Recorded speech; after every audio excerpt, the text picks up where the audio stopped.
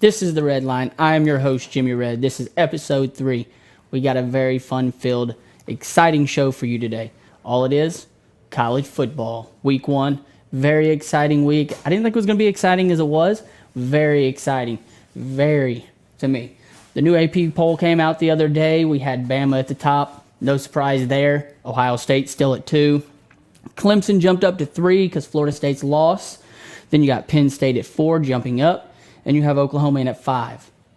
Really no surprise. It's all really good teams. Penn State had a good game. Oklahoma had a good game. Clemson, really good game. Ohio State and Alabama. Alabama looked good in theirs. But first, let's get to the big game of them all. Alabama, Florida State. 1 versus 3. Well, there was a lot going on in that game. DJ Francois, the quarterback from Florida State, got tackled in the game, and he tore his patella tendon in his left knee. Out for the year. Devastating blow to Florida State. So now they have to go and get this kid, James Blackman, who they've already had on the team. He's a freshman. They recruited him in the 2017 class. He's the 16th best pocket passer they rated him as, and he was the 389th overall. There's not many teams that have good backup quarterbacks. I know you guys are thinking, well, why so bad? Well, don't call him bad. There's not many teams who really have that in college football. There was a few that you can think of. Ohio State to be one of them. It just happened in recent years. They had Braxton Miller, got hurt before the year started. Braxton Miller goes to J.T. Barrett. J.T. Barrett gets hurt. Then they go to Cardale Jones, 12 gauge. He carries them. They win a national championship. Very, very rarely do you see that. Also, Michigan State had one of those as well. But they didn't really have it that way. They had more of a split role between quarterbacks. They had Drew Stanton and Kirk Cousins. Stanton's backing up in Arizona. Kirk Cousins is starting for Washington. So most organizations really don't have that second-tier quarterback ready to go right at the drop of anything. They have to progress and get older. Even Clemson didn't have that. Clemson had to have a guy set behind Deshaun Watson and learn how he played. Once he learned it, now he could come in and run the offense. So I don't really think that Florida State's got much to contend with in the ACC anymore because of that injury. It's really going to hurt them. I think Clemson's really going to walk away with that division. And I don't think ACC is going to look as strong or have the potential to do as much as they could as a conference. Alabama looked great, though. I mean, looked great. Their defense was amazing. Their offense looked smooth. Their defense was the big thing that won that game for them there. I mean, they shut down Florida State's offense. Shut it down. The last 11 possessions of that game for Florida State, the Alabama defense forced them to a punt, field goal block, punt block, fumble, INT, and punt. Wow. That is incredible. The defense was there to play. Don't say that because Francois got hurt, that's what happened. He was there when that was going on. Bama's defense was just ready to play football. Then Nick comes on TV and says, we got some work to do for next week when we play, that's right, a nobody. Your biggest game was right here. You were prepared for it, and you went out there and won that game. FSU only had 250 yards in that whole game. That's it, total yards. They had 65 of them in the second half. So all their yards came in the first half. Just like most of the other big teams that played, they really took the whole first half to get molded together. Alabama was the same way. They looked really good, though. They had 3 forced turnovers, a fumble, and 2 interceptions. That's all I can say about their defense. It was just amazing. My takeaways were, obviously, the defense. Amazing. It's going to hurt Florida State to have a freshman quarterback. Hopefully they can battle through with it and make something out of this deal. Let me lead into another segue of a big game here. Michigan, Florida. Big game. Big Ten, SEC. 2 of the biggest conferences there are, they say. Who's the powerhouse, the Big Ten or the SEC? Well, in this game here, it proved Michigan was the powerhouse. They just dominated Florida everywhere. I mean, defense was bigger, faster, stronger. Offense, bigger, faster, stronger. Everywhere on the field, they dominated them. Nobody could do anything. Even though Michigan replaced 18 of 22 players who started last year for them, they still dominated. Think about that. Jim Harbaugh recruited a class, 18 out of 22 players, and they dominated an SEC school. Just Jim Harbaugh is all I'm saying there. Then his quarterback, Wilton Sprite, starts struggling there in the middle of the game. He says, okay, come on, get over here. You just threw 2 INTs. You're going to come out. So we're going to put in this guy named John O'Corn for a couple series here.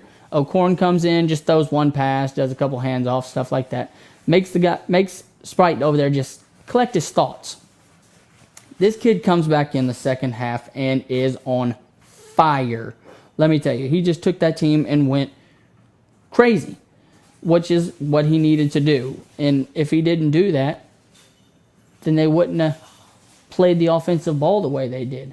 But in like terms, their defense for Michigan played amazing as well. Michigan's defense never allowed a touchdown from Florida's offense. They scored 17 points. Florida did. Those 17 points all came on defense, besides a field goal, which was 3 points, that wasn't even a touchdown. They got 2 pick sixes and a field goal. That's 17 points. They rushed Florida for 11 yards total. The whole game, 11 yards. They averaged 0.4 of a yard. Think about that. 0.4 of a yard for an average rush. That's a very, very, very small margin. The Gators had a 27-game winning streak on opening day heading into that, and they got beat. The last team to beat them was Mississippi in 1989. I was just born in 1989. So since I've been alive, that team there has not lost a game on opening day. It's a pretty big feat. It's the longest one that was active in the nation. And for Michigan to come and do that, that shows how strong they are as a team. And it shows how strong the Big Ten is as a conference. And I think that was a very big statement for the whole NCAA that the Big Ten is here. And they're not going anywhere at all. Because we just beat one of the powerhouses of the SEC. When you think SEC, you think of a lot of teams. But the powerhouses, you think of Florida. You think of Alabama. You think of LSU. You think of Auburn. I'd put Florida in at 3. I would put Bama, LSU, Florida. And they just beat them. Think about that there for a second. The Big Ten's here. We're here to play. We're not here to just sit there and watch from the sidelines. So my takeaway is the Big Ten is good. And I don't know if Michigan's got the talent as of now to contend with Ohio State. But if they keep progressing as the year goes on, they will be there and have a shot to fight for the Big Ten title. But they also have to contend with Penn State as well. So there's a 3-team race going on there. We'll see how that shakes out. But I'm still going to stick with my pick and say Michigan wins the Big Ten and makes it in to the Final Four for the playoffs there. There was another exciting game that happened here. Let's segue to that one. Texas A&M, an SEC school, versus UCLA, Pac-12 school. Wow. That's what I can say about that one. That one was wow. I mean, Texas A&M comes out with a roaring start. Josh Rosen doesn't have time to throw the ball. He can't do anything. He can't move. The second he gets it, he's on his back. But he gets back up. He goes to the sidelines. He doesn't cuss the coaches. He doesn't cuss the players. And he doesn't even yell. The kid just keeps getting back up. He's got the heart, the drive, and the desire to go win a football game. He got his team amped up and ready to go. That's what he did. He never got up and yelled at them. He just got them fired up. Because when he talked to him, I bet he talked to him in the locker room. I don't know what happened behind those closed doors, but I bet he said some very inspirational words in that locker room to get that team going. When you're the leader, you have to do that. Josh Rosen did it. Let me tell you, he took that team and came back and scored 35 unanswered points in 16 minutes and 23 seconds. 5 unanswered touchdowns. They got all those touchdowns without forcing a turnover. All they did was stop them on defense, force punts. That's what they did. They didn't get interceptions or get fumbles. They just played good defense and stopped them. And Josh Rosen took that team, and they worked hard, and they just walked down the field and scored 5 touchdowns to take the lead. He had 491 yards. 491 yards, almost 500 yards. That's incredible for a kid to have. He had that play at the end of the game that they've been practicing on where it was a fake, I don't even know what you want to call it. It was a fake spike, I guess. And they bid on it. And then he throws the ball to the end zone and they score the game-winning touchdown. That's crazy. I would have never thought that you would have trained anything for that. But they did. He had 4 touchdowns in just 15 minutes. Insane. He was 35 for 59 on passing. My takeaway from that, Josh Rosen, he's still your man to win the Heisman Trophy. Numbers right there. I know it's just week 1, but right there shows. He's still my pick to win the Heisman Trophy, and I still have a shot. Remember, his odds are at 15-1 to win it.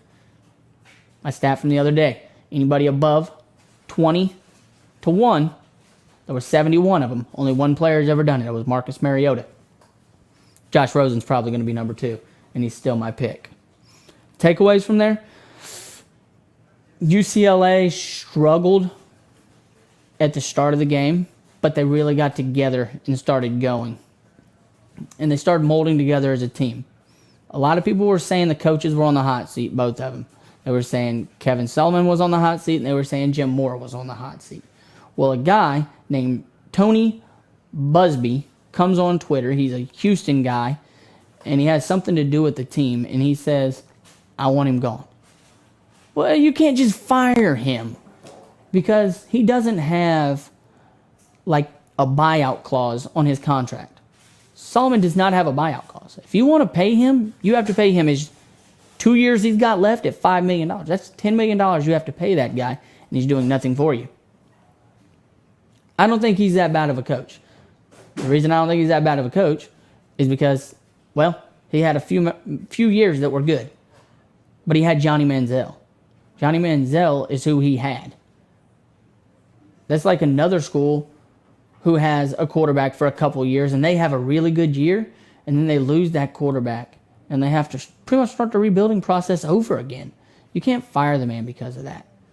Let the man try. I understand he's on the hot seat. See what he can do. Don't jump to guns right off the bat. Jim Mora, I think he's okay as of now, but he has a very big matchup next weekend when UCLA plays Stanford. That's going to be a good game. I think that Stanford is easily going to walk the dog. David Shaw is one of the best coaches there is in college football. Jim Mora is good too. I'm going to stick with Stanford to win that game, even though Josh Rosen is my pick to win the Heisman. I don't think that loss is going to hurt him because Stanford is such a good team. If Rosen pulls that out, I think that easily takes him from 15-1 odds to one of the favorites to win it. That's my takeaways on the deal for that, on Rosen and UCLA, Texas A&M, and all of that. The upset games and close games, there was a lot of those this week. A lot. First off, let's start with the Indy versus Ohio State game. Man, I don't know if anybody watched that game, but Ohio State was ranked number 2 in the country, and they played against IU, Indiana. Indiana, the biggest game they've had in school history. They had college game day there. The crowd was hyped. It was amazing. I was loving it. I'm an IU fan because I'm from Indiana. The atmosphere was crazy, and they came out ready to play. Ohio State, I don't know if they were struggling in the first half and 3/4 of the way through the third quarter, or if they were just toying with Indiana, or if Indiana just gave up with a little bit left in the third quarter. Not really sure there, but Ohio State came a lot. All I know is Indy had the lead 21-20 late in the third. We're still leading the number 2 team in the country. And the next thing you know, here's this guy, J.K. Dobbins, a true freshman out of Texas. This kid runs for 281 yards, a freshman record in his debut at Ohio State on 29 carries. Man, that kid got it. They replaced, Zeke got replaced fine. Let me just tell you, he's okay. They also had J.T. Barrett, who threw for 304 yards and 3 touchdowns on 20 of 35. That's an okay game. It's pretty good. I'm going to give him credit. He had a good game. But it just was not all him. His receivers made catches for him as well. He just didn't throw any interceptions. So, I'm not going to give it all to him. Their running game looked really strong, so I think they're very well-rounded, and their defense looked good too. After the end of the third quarter, that's when they turned it on. Other than that, they really weren't too strong because Richard Lagow, which in my mind gets the shout-out of the weekend because of the way he played that football game, the quarterback for Indiana. I mean, he played football to the best of his ability. He's had an incredible amount of yards. Richard Lagow had 410 yards, 3 touchdowns, and he threw 40 of 65. The only problem is he threw 2 picks. That hurt. But still, to play that good against that defense, that is amazing. He targeted his favorite player, Simi Cobbs, which is also his roommate at IU. He targeted him a bunch during that game. That was his favorite target. He hit him 11 times for 149 yards and 1 TD. It looked like way more than that on TV, let me tell you. Because all Lagow would do was step back, look, quick and go. IU was snapping the ball on average about 13 seconds. So they would run a play, get to the line, snap the ball within about 13 seconds. That's what they were averaging. And you don't have time to get your defensive players out and new ones in. And all they were doing was just burning them down. I don't know what happened in that third quarter, but something happened to just make that defense step up and Ohio State's offense to step up. Because that's when J.K. Dobbins just went to town. And he made the defense of Indiana look terrible. And that's when Tyquan Lewis stepped up for Ohio State and was coming through that line and just making hits. And that's when Joey Bosa's brother was coming through there, Nick, to make the tackles he was making. It was crazy. Like, all of a sudden you think, but don't underestimate Indiana as well. Is Ohio State the number 2 team in the country right now? I'm going to say probably not. I'm going to move probably Penn State up to 2 as of right now would be my call, and I would put Ohio State in at 3. It's my call, but don't look over Indiana either. Indiana could be a surprise team this year. I'm not saying they're going to win the Big Ten, but I am saying they're going to give teams a fight. They've proven what they could do in years past. They've been in games against Michigan. They've been in games against Ohio State. They've been in games against Wisconsin. They've been in games against Penn State. They just can't capitalize. Once they figure out how to capitalize those games, boy, Indiana's going to be back on the map. So don't forget about watching Indiana. Indiana football is alive, and it is still kicking. So watch them. Some other ones they had there, an upset. Oh, not an upset. Sorry, USC versus Western Michigan. Man. Well, you had the Heisman Trophy favorite in that game, Sam Darnold. Man, did he struggle. Sam Darnold struggled bad. He had 289 yards, 0 touchdowns, and 2 interceptions. One of the other favorites to win the Heisman, along with him, is Josh Allen. He's the quarterback there in Wyoming. He also had 0 touchdowns and 2 interceptions. That's a pretty rough day for those 2 guys there. Western Michigan led that game all the way up to there was 6 minutes and 57 seconds left when they scored the tying touchdown. Wow, it's incredible. A small team like that beating a powerhouse with a Heisman Trophy favorite all the way till 6 minutes and 57 seconds left in the game. USC ended up winning the game, obviously. They won 49-31, but still, Western Michigan was playing tough against one of the powerhouses in the country. They were ranked 4th in the country at the time, and Western Michigan, this little small team, was hanging with them. That's incredible. I really like seeing that. So shout out to Western Michigan and USC. If If you guys want a shot to go anywhere, you're going to have to step it up, and Sam Darnold's going to have to find a whole lot of heart because he's going to face way better defenses than that. Way better. He's got to worry about Oregon's defense. He's got to worry about UCLA's, and especially Stanford's, Arizona. He's going to have his hands full, so he better figure out a way to step it up if he wants to win that Heisman Trophy, or even possibly carry his team to a Pac-12 championship, or even to the playoffs. That's my takeaway from that game. Upset. Oh boy, did we have some upsets. Well, Baylor got beat by Liberty. Man, that was, I don't know what to say there. It was crazy. Baylor's secondary looked terrible. They could not tackle. They couldn't catch. They couldn't stop anyone from doing anything. Liberty just passed the ball wherever they wanted to. They ran the ball wherever they wanted to. And Baylor couldn't stop them. Baylor was a 34-point favorite to win that game. 34 points. And they got beat by 3, 48-45. Big 12. That was the biggest win for that school in school history. Liberty has never beat a Power 5 conference school. Never. That was the first time they did it. Could you imagine the feeling those kids were going through? I bet it was the greatest feeling in the world for those kids. Most of those kids you'll never hear again. They'll never get drafted. They'll never go to the pros. Half of them won't even make a practice squad. But one day, they went out there and they beat a Power 5 conference in Baylor. That was really cool to me. Baylor, on the other hand, though, they have lost 7 straight regular season games after starting 6-0 last year. And they lost their 19-game winning streak against non-conference opponents. That's a hard pill to swallow right there if you're a Baylor fan, and especially being in Texas. Speaking of Texas, the Longhorns even took a loss, and they looked very bad. They lost to a Big Ten school in Maryland. Tom Herman came out and said, well, you can't expect us to rebuild a team in a summer. Well, you don't have to rebuild the team in a summer, but the AP poll thought you could do something. And then you go and play Maryland, which, nothing mean against Maryland, but Maryland in the Big Ten is one of the bottom feeders. When you think of Maryland, you think of a bottom feeder in the Big Ten. You think of them, the Rutgers, you think of Illinois, and you think of Iowa State. Bottom feeders in the Big Ten. At least that's what I think. And they beat Texas.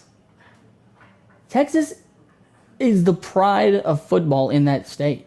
They brought Tom Herman in from Houston, a Houston guy born in Texas, to turn his team around to make Texas football look good again. And I bet it hurt his heart, and I know it hurt mine because I'm a Texas fan, to see that. So I hope Texas figures out what's going to happen here in the next few years, because if not, we're going to be looking for another coach, and that's going to be very disappointing, because then we can't build a program there. And if you can't build a program around a coach, it's going to take forever, because you don't know what you got when you come in there. And you can't build that. Mac Brown was there for years, built what he wanted. Obviously, it fell apart towards the end of his career, but he was there and built it to his level. They got to give Tom Herman a chance. They have to. He's a Houston native. The guy cares about it. And if he doesn't figure it out, he's not going to have that chance. And it's going to be very disappointing to all of his Texas fans.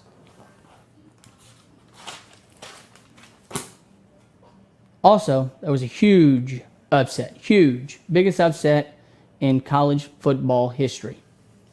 Howard pulled off this upset over UNLV, University of Northern Las Vegas, just to clarify who UNLV is. The odds were 600 to 1. 600 to 1. UNLV was favored to win that game by 600. That's incredible. That's a huge margin. Well, they got beat by 3 points. 3 points they got beat by. I don't know what to think about it. All I know is if you would have put $100 down in Vegas, you would have walked away with $600,000. Man, that's incredible. The spread was 45 points. It's the biggest upset in college football history. Just think about this for a second. Those guys there at Howard, nobody knows who they are. Did anybody know who Appalachian State was when they went into the big house 10 years in one day? Before that, nobody knew who App State was. They went in there to the big house, and they beat Michigan in the big house. Nobody knew. And none of those guys really went to the NFL who were at App State. And none of them really went to practice squads. I know a couple of the guys that were on that team. They went and played in the CFL for a little bit, the Canadian Football League. And they just weren't to the standards of that. So now they have other jobs that are still athletic. A couple of them I know. Kevin Richardson, he's a tire carrier at Roush Fenway. And stuff like that. So those guys still keep their athleticism, but they didn't make it in football. These Howard guys, they're probably not going to make it in the NFL either. Just like the guys from Liberty. You probably won't hear of them, but for the rest of their life, they'll know they were a part of the biggest upset in college football history. That would be something I could live with for the rest of my life. I think that would be awesome. So, my takeaway from that is, don't give up. If you want something, fight for it. Just like me. I want this sports broadcasting stuff. What do you think I'm here for? I'm fighting for it. I'm proving what I can and can't do. So, from there, I segue in to say, week 2 of college football starts this week. I am so excited to watch week 2 of football. When it starts, I will be glued to that TV, and I will not budge. Don't forget, Thursday night, the NFL season starts. You have the Chiefs and the Pats kicking the season off for us. So even the NFL season starts this week, guys. Football is back. Don't forget, if you watch it, enjoy it. Because I'll be here to tell you my takes on how I feel about it. I'm Jimmy Red. This is the Red Line, and we just talked college football. Thanks for watching.